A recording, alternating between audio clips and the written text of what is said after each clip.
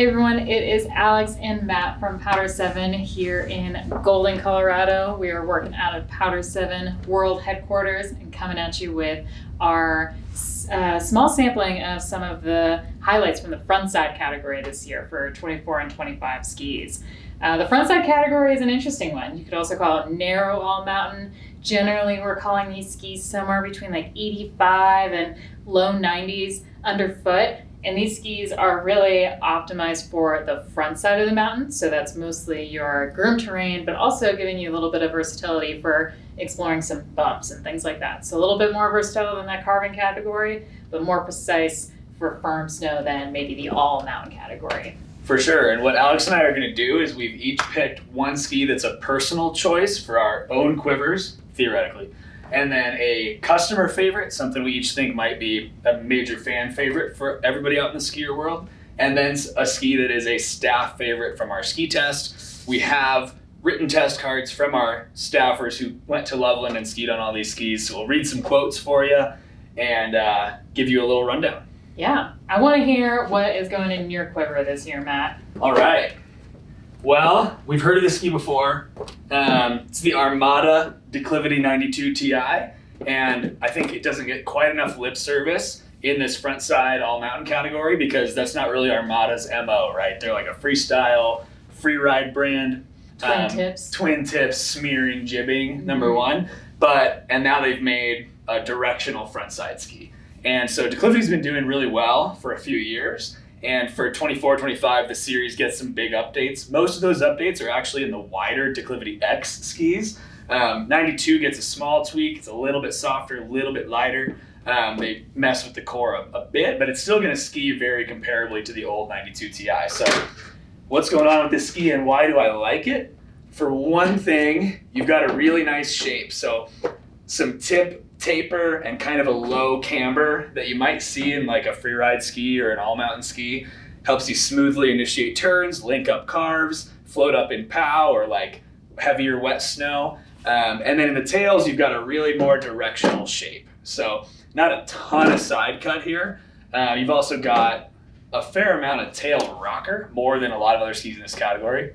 So I think all those things kind of come together to make the ski feel locked in carves. When you really want to push it to a high edge angle, it does that and feels stable.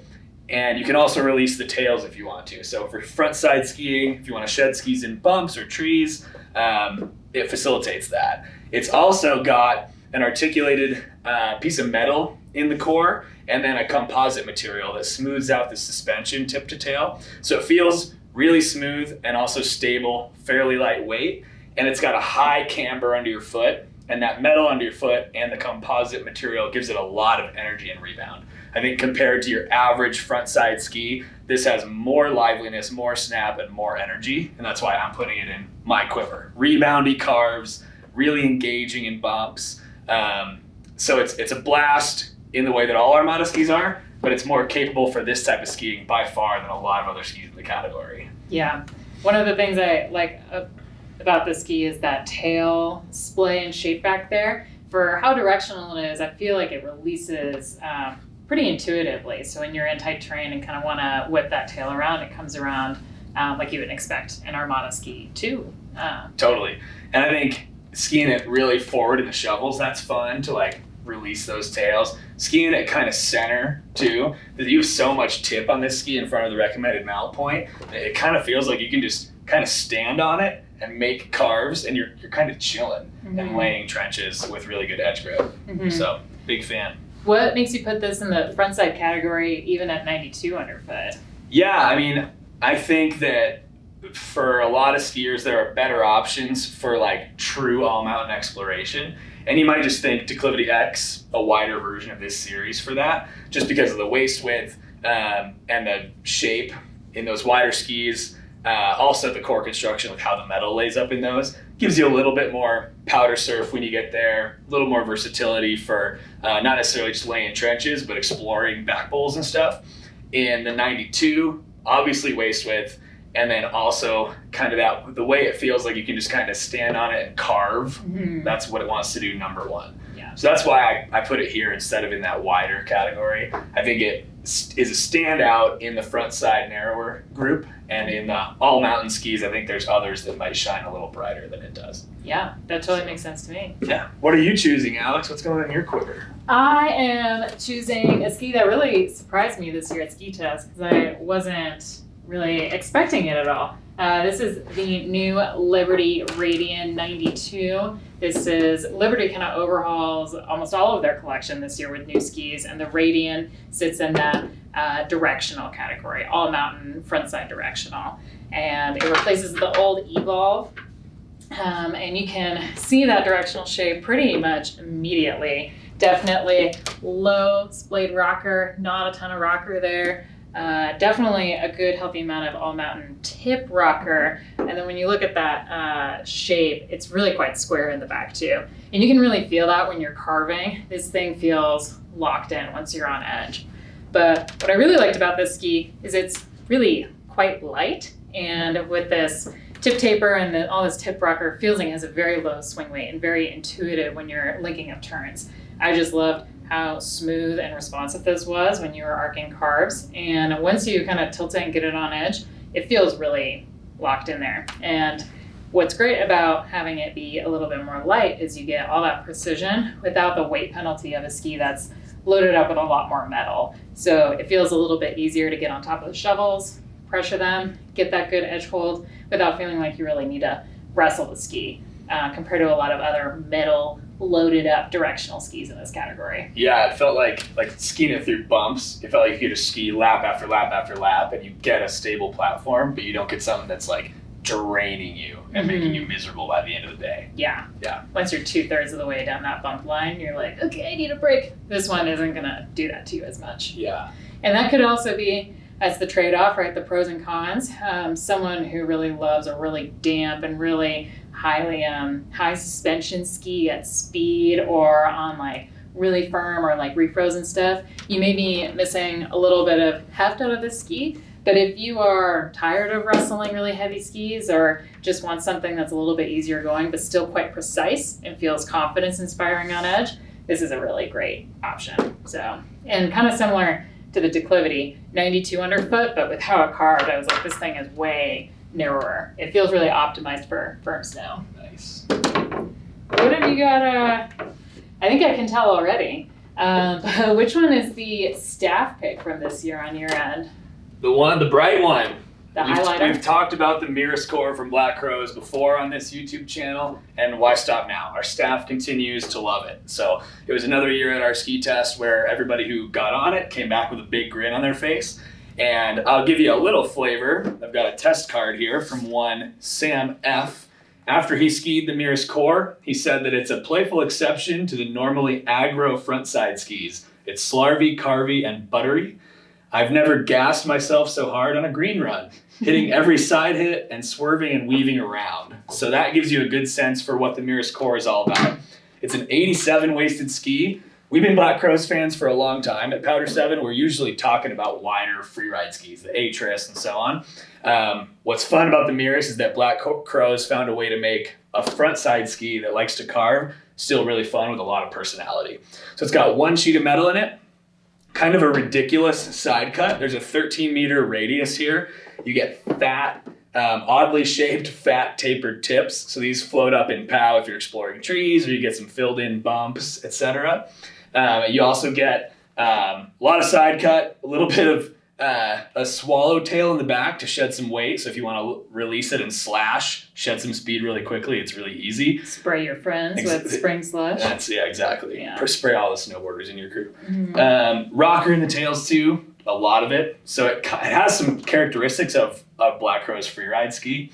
That metal and that really exaggerated side cut with camber underfoot give it a ridiculously fun feeling when you're carving. I think one of my favorite groomer days of all time was at Loveland a couple seasons ago on like a springy, slushy groomer slush bump kind of day. And you can just drop this ski down and drag a hip effortlessly. Mm-hmm. That side cut really just pulls you into carves. And it's not a very stiff ski, but when you carve it, you really engage it and fully bend the ski and it snaps in and out of carves. Mm-hmm. So staffers who wanted to skid it a little more were really able to with the rocker tip and tail. And then folks who wanted to lay it over on edge, got a really unique reboundy feel. Mm-hmm. So I think that's why, from my perspective, they loved it so much. Yeah, it feels pretty supportive right underfoot with the softer ends, just because, like you said, when you tilt it over, it feels really supportive to achieve a higher edge angle than maybe you normally would. Yeah. Would you put a traditional carver on this ski? Great question. I think I would, because people should live a little. Let your hair down. Sure. I think if you ski raced, if you're a really technically savvy skier and you really enjoy pressing the front of your boots and skiing hard, laying your skis on edge into carves, this shouldn't be the only ski in your quiver. I think you're going to want something a little stiffer, a little more traditional, more directional, alluding to another one I'm going to talk about. But I think if you're that person and you want to add a fun option in this category, and maybe you don't like wide skis, awesome choice. You could have a more directional, firm snow ripper and then buy this ski for a little more flavor. And that's a really fun, skinnier ski quiver. Yeah. On the same token, I think if you're a wide ski lover and you want to add a narrow ski to your quiver, you're not all about carving, you only need this one. You don't need to add another one. Carves well enough and adds a lot of fun to this sometimes stuffy category. Yeah. So It's great if you're a playful skier and you're a little carving curious. carving curious, I love that. What do you think, Alex? What the staff like? Yeah, I picked a slightly different flavor of ski, but I've got the Elan Ripstick 88 over here. This is a well-known name and kind of across all ski categories.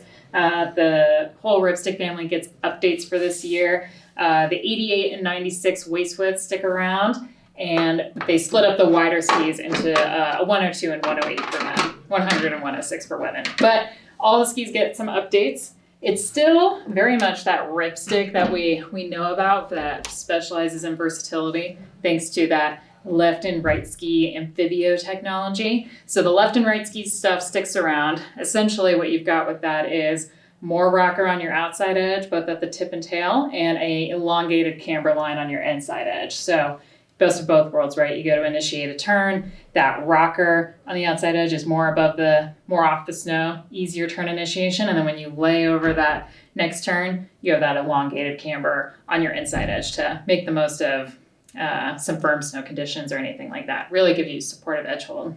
So that sticks around.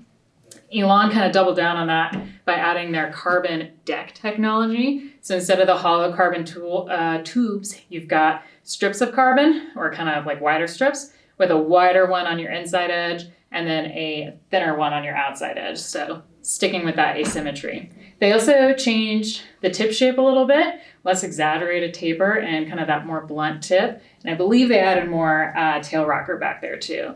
So I think the ski compared to the older ones feels a little bit looser, but you still got that ripstick shape to help you make the most of what conditions you've got out there. So if it's a little bit firmer, you've got extra edge hold, but it's probably one of the more friendly ones up here for exploring those bumps and that kind of off-piste terrain, just because you've got a little bit more of extra flavor for that when you're exploring. Who do you think is the ideal Ripstick 88 customer? That's a good question.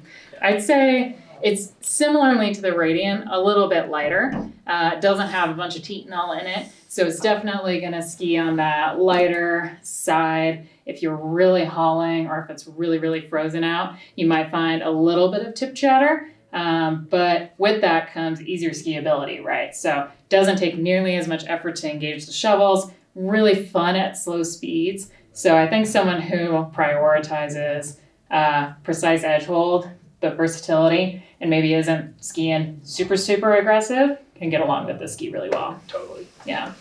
What'd you get for a quote? Oh, good question. Yeah. It's right here. Kira, a little rock star, said, maneuverable, exclamation, exclamation. Less chatter than you'd expect for a lighter ski. Ripping is the name of the game. You can hunt for soft snow, rip carves, or slice deep bumps.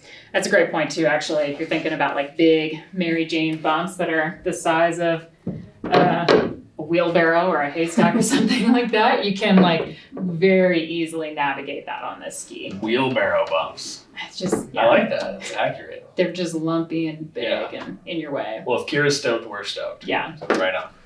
What about you? What's your last ski on the wall? All right, thinking about the customers out there, a ski that I think might go over awfully well with a lot of people out in the skier universe is from Blizzard. It's called the Anomaly 88, and it replaces some big names. This new Anomaly collection replaces Brahma and Bonafide. So why do I think a lot of people might get along with it?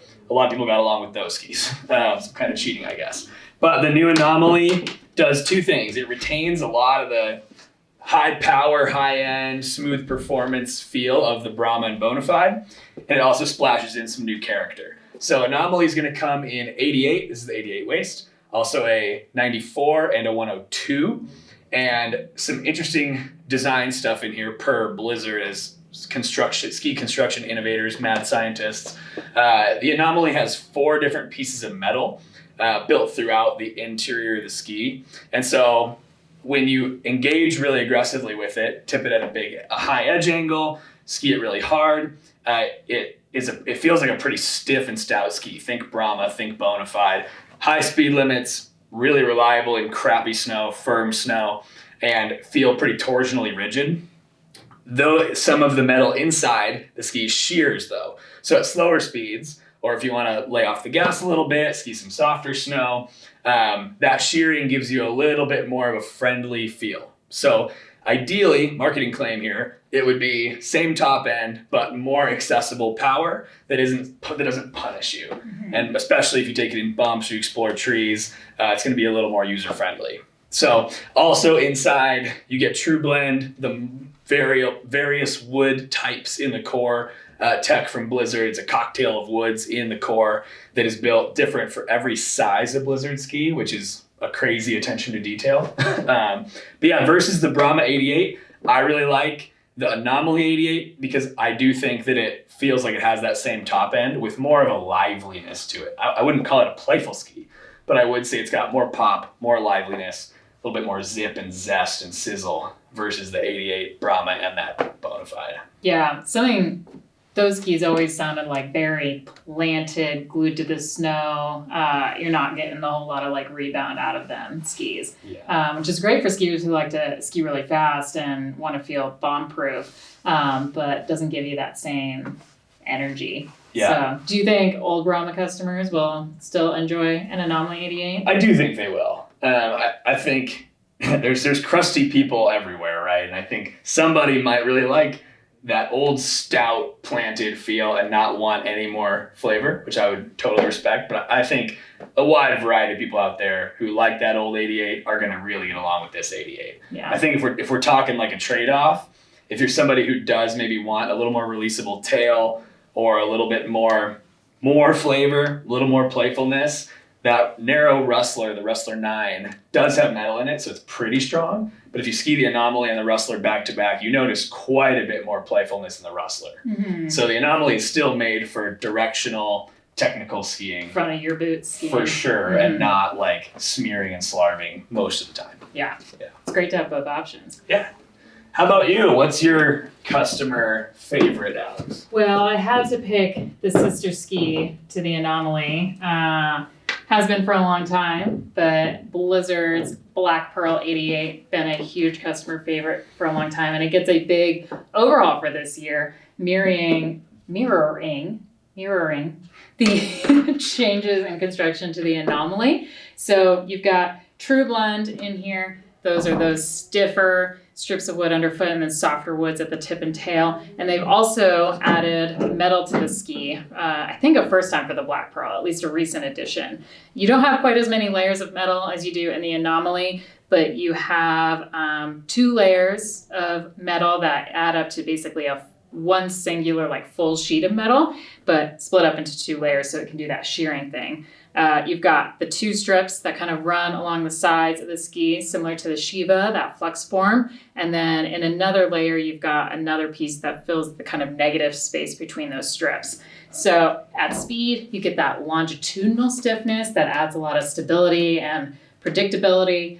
But when you're off trail at slower speeds, they shear like Matt was saying, and you feel like you've got a much more forgiving ski that also doesn't feel so planky. Compared to something with like a full sheet of metal. Those can feel like quite rigid sometimes. You can see compared to the Anomaly, splash more tail rocker back here, a little bit more tip rocker up here. But really the goal, this is still kind of a frontside ski, It's got great edge hold, really precise, and just really confidence inspiring for lady rippers of all different ability levels. Yeah, do you think it's more for like an X-racer type or more for a progressing intermediate skier or both? Yeah, I think one of the cool things Blizzard did this year was being able to raise kind of the inverse of the Anomaly, raise the ceiling of skiers that can ski on it without raising that basement. So you're just widening the gap of skiers who will enjoy this. Because I think on the old Black Pearl 88, some of those X-Racer types might get on that and have it feel not quite as sportive enough, not as heavy enough as they would want. But this feels like it has a much higher speed limit than the old one does. I think some X-Racers might still be looking for something with a bit more metal, just to give you a slightly more damp ride,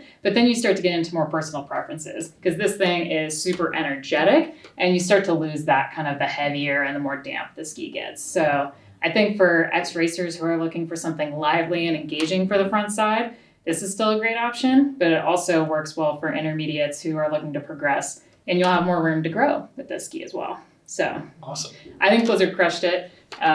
It's hard to find a ski that genuinely widens the range of skiers and have that not just be a marketing claim, but I truly felt that on this. So awesome.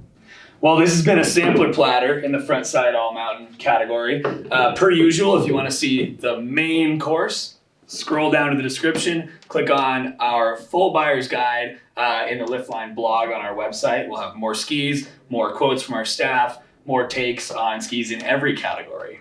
yeah. And you can find all these skis and more at powder7.com and here at our world headquarters in Golden. Make sure you are doing your bedtime snow dances, and we'll see you out there. See you out there.